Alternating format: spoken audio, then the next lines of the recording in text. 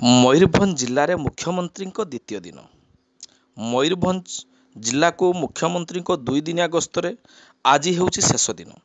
ଆଜି ସକାଳୁ ଯଶୀପୁର ସ୍ଥିତ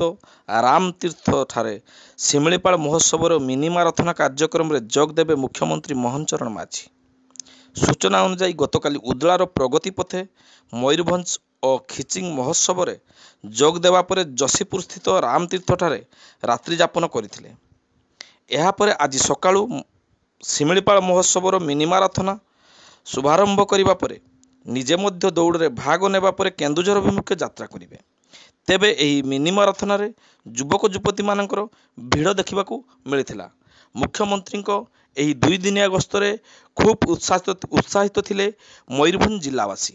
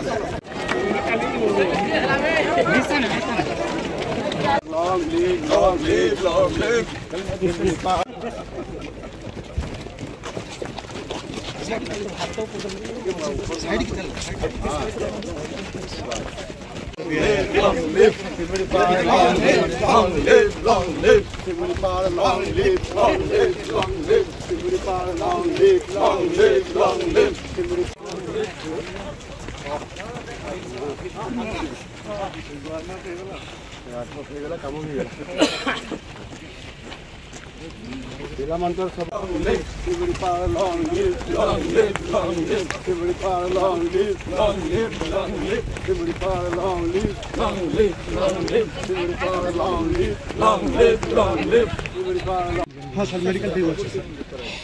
चलो फिर आ जाइए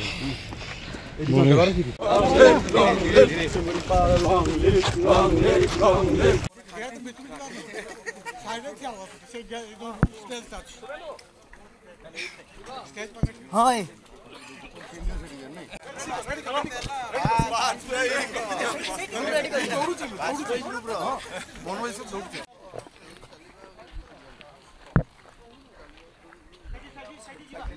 सेल्फी नेबेनी आउरी सेतिकी लोक रहि गेल से मंच पाखु आसंतु सेठी गेल हां हरिओ हां देखो सेव शिमिलिपाल कोन कहबे सर विषय कोन आज निश्चित भावे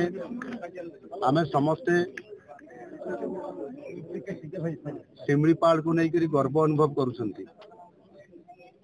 ये शिमिलिपाल जैव मंडल आज विश्व स्तर में प्रसिद्ध आज आमर ये जंगल एवं परिवेश विभाग तरफ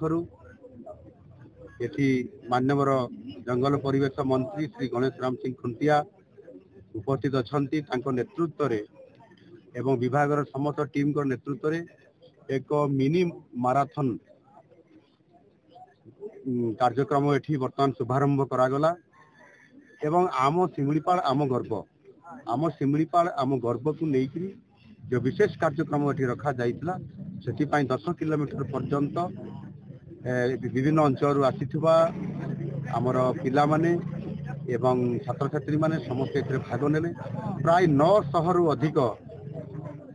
भाई भौणी माने छात्र छात्री माने भाग नैछंती एवं समाने एठी शुभ उद्घाटन तार करागला मुख्यमंत्री द्वारा एवं समाने वर्तमान 10 किलोमीटर रन करिवे रन फॉर शिमिलिपाल एवं एथिरे शिमिलिपाल सुरक्षा पाई एवं शिमिलिपाल अंचल जो आमर परिवेश क्लाइमेट एक पृथ्वीर सब बहुत भल क्लाइमेट अच्छी एठी भरपूर 100% ऑक्सीजन अच्छी एवं विशेष करी तार सुरक्षा पाई संपूर्ण भाव में गोटे सचेतन वार्ता देवाई आज ये विभाग तरफ एभरी एक भव्य दिव्य कार्यक्रम आरंभ होती मत भी सौभाग्य मिलला ये कार्यक्रम में भाग नापी निश्चित भाव में आम समस्ते एक होकरी जदि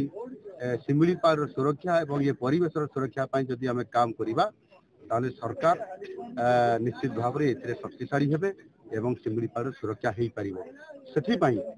से वर्ष चलित वर्ष बजेट आम 50 कोटी टंका बजेट स्वतंत्र भाव में व्यवस्था करूँ यार परिवेश को सुरक्षा जंगलर सुरक्षा ଏବଂ ତାହା ସହିତ ତାକୁ ସୌନ୍ଦର୍ଯ୍ୟକରଣ କରିବା ପାଇଁ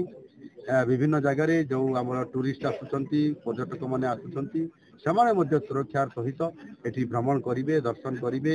ଇଏ ଗୋଟିଏ ମାନେ ଜଙ୍ଗଲର ପ୍ରାକୃତିକ ସୌନ୍ଦର୍ଯ୍ୟ ଭରା ଇ ସମସ୍ତ ଦୃଶ୍ୟକୁ ଦେଖିବେ, ନିଜେ ଅନୁଭବ କରିବେ। ଏ ପ୍ରକାରର ଗୋଟିଏ ବାର୍ତ୍ତା ଦେବା ପାଇଁ ମଧ୍ୟ ନିଶ୍ଚିତ ଭାବରେ ଆଜି ରନ୍ ଫର ଶିମିଳିପାଳ ଏ କାର୍ଯ୍ୟକ୍ରମ ଆମକୁ ବହୁତ ଆଗକୁ ନିଶ୍ଚିତ ଭାବରେ ନେବ ଏବଂ ପ୍ରେରଣା ଦେବ, ଉତ୍ସାହିତ କରିବ। ଆଗାମୀ ଦିନରେ ଆମେ ଶିମିଳିପାଳ ରକ୍ଷା ପାଇଲେ ଆମେ ସମସ୍ତେ ଆମ ଜୀବନ ମଧ୍ୟ ରକ୍ଷା ପାଇପାରିବା। ଏ ଭବ୍ୟ କାର୍ଯ୍ୟକ୍ରମ ବହୁତ ବହୁତ ବଢ଼ିଆ ହେଇଛି।